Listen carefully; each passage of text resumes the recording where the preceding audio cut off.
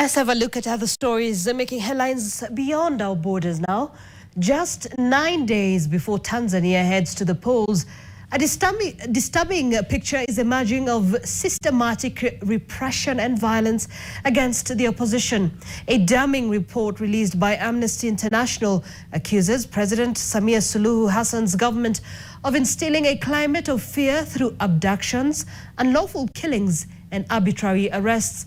The two main opposition presidential candidates have been locked out of the race. One disqualified, the other facing treason charges, as NTV's Catherine Omwando reports. As Tanzania prepares to hold its general election on the 29th of October, Amnesty International says the country has descended into one of the darkest periods in its democratic history. When President Samia Suluhu Hassan took office in 2021, after the death of her predecessor John Magufuli, there seemed to be hope. She lifted media bans, allowed opposition rallies, and promised constitutional reforms. But according to Amnesty International, those hopes have been shattered. 2025, the scenario has not changed. In fact, it has worsened, whereby we are seeing a wave of terror. We've seen unlawful killings happening in the country. We've seen disappearances of opposition leaders. We've seen disappearances of even very senior officials like a former ambassador of Tanzania to Cuba. We have seen closure of media outlets. We have seen closure of other online platforms. The Tanganyika Law Society has documented 83 people missing under mysterious circumstances. Opposition leaders have been abducted, tortured and killed. And the two main challengers to the ruling CCM party won't even be on the ballot.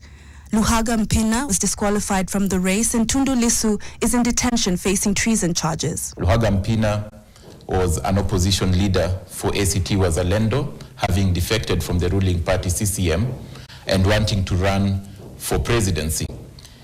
The electoral body disqualified him from running, and this was challenged by the party in court.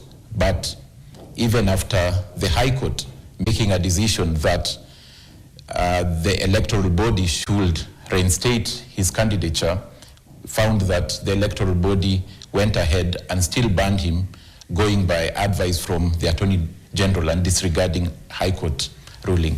Last September, Ali Mohammed Kibao, a senior strategist for the main opposition party Chadema, was abducted from a bus in broad daylight. His body was found dumped near the Indian Ocean shores the next day.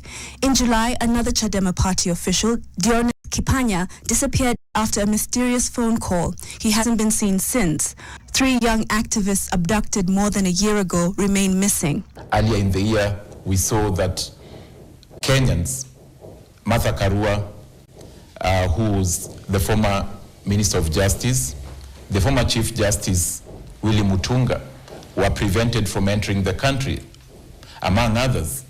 Also shows that Tanzania, in the wake of elections, has and is also going against the East Africa Treaty in as far as freedom of people is concerned. Suluhu's administration seems to have weaponized the law itself.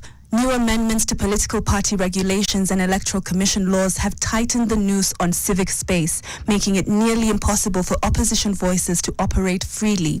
According to Amnesty International, this election risks becoming a procedural exercise devoid of legitimacy, conducted in an environment where fear, violence and exclusion have replaced open political participation.